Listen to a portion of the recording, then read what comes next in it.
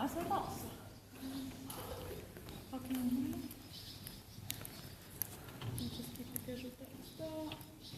Kontakt på begge tøyler. Veldig viktig at du tar kontakten på høyre tøylen selv. Kortere tøyler og opp med hånda. Bære hånda di. Ja, og så litt mer fram. Og litt rundere og dypere.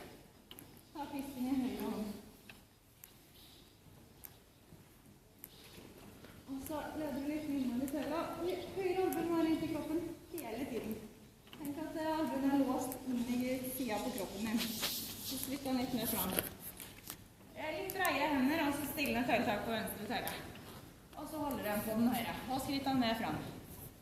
Ja, og så stiller den litt ut. Forsiktig, bare stille, ikke bøye, men stille. Trykk den litt unna høyre skjenkel. Opp med venstre hånd. Der skal hånda di være. Så stiller du den inn til venstre. Så kommer du fram i travet. Hold på høyre tøyle. Bra, og litt mer fram.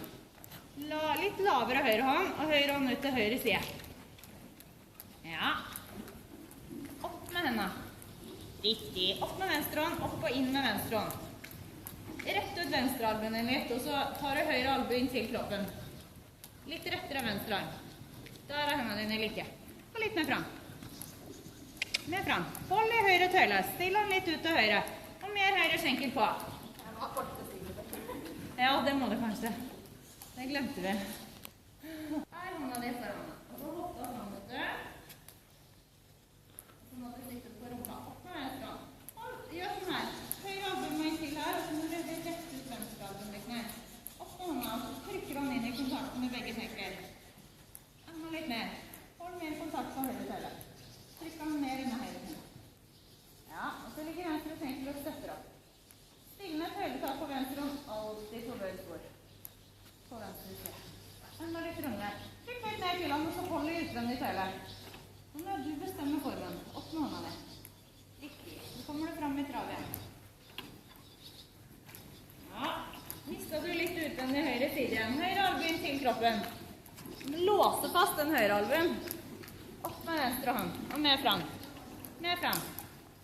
Mer fram. Så kan du legge hånda 1 centimeter lenger fram, og sjekke at du holder balansen selv. Så har du mer kontakt. Litt mer under høyre skjenkel, så må den være litt rettere i halsen nå, for nå er den ganske smidig og fin. Litt fram med begge hender. Spesielt den venstre må opp. Ja, riktig. Litt lavere høyre hånd og litt opp med venstre. Og mer fram. Ja, litt for mye bøy i halsen, gir han litt rettere, og høyre skjenkel på. Stiller han litt til høyre. Ja. La meg ta litt lenger tøyle, så du får litt lenger hals. Og så tar du hånda di litt sånn her, opp og fram. Sånn, ja. Og så tar du hånda litt ned mot munnen hans nå. Riktig. Stillende tøyletak på venstre hånd igjen, og litt mer fram. Mer fram. Lenger steg i bakbeina. Hold kontakten på høyre tøyle. Sjekk at du kan løsne litt på innvendig tøyle, legge fram innvendig hånd. Men husk det stillende tøyletak, at du ser innvendig lillefingeren. Der er det bedre. Litt mer fram. Fram og opp med venstre hånd. Opp og fram med venstre hånd. Sånn, ja. Riktig. Og mer fram igjen. Trykk på med begge skjenkler. Mer. Ser ingenting. Ja. Det gjør ingenting. Så går det bare ned i travet igjen. Opp med hånda og ut magen. Hold kontakten på høyre tøyle. Litt kortere høyre tøyle og litt lenger venstre. Ja, bare bli sittende og rik. Fortsett å rik. Stillende tøyletak på innvendig venstre hånd. Så gjør du en overstrykning igjen at du kan legge frem hånda, og så du tar kontakten igjen.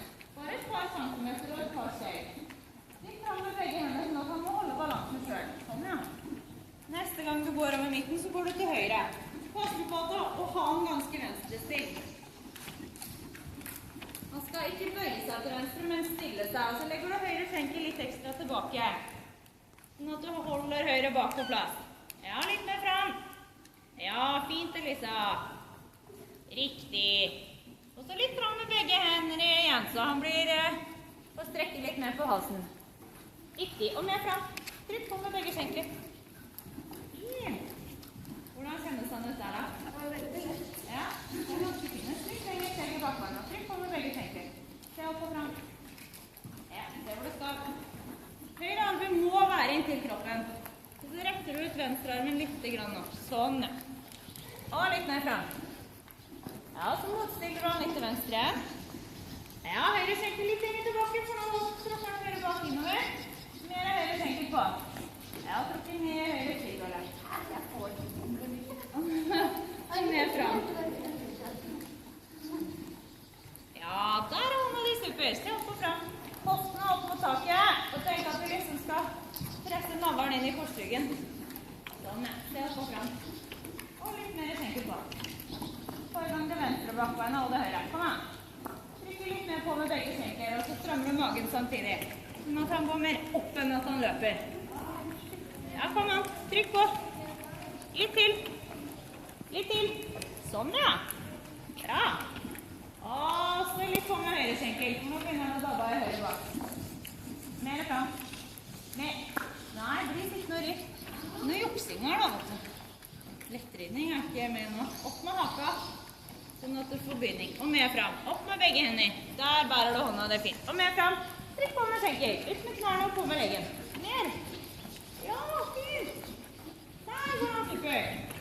Nå hadde han bakbeina der framme for. Så du kom til av. Og så dammer han igjen. Nå må du være på den igjen. Tenk 6 steg at du rir fram, og så sitter du stille 6 steg. Så rir du 6 steg fram, og så sitter du stille igjen. Ja. Og fram. Riktig, og så sitter du stille. Og så fram igjen. Ja, det gjør ingenting. Sånn, ja. Nå fikk du gang bakbeina, og så fikk du ut nesa. Det er bra. Opp med hånda di. Høyre albue må være inntil kroppen. Lås albuen inn til kroppen. Sånn, ja. Se opp og fram. Og 6 steg fram, og sitte stille 6 steg. Litt til. Ja. Begge albuer inn til kroppen. Se opp og fram. Fint. Når du kommer over midten, så går du til venstre.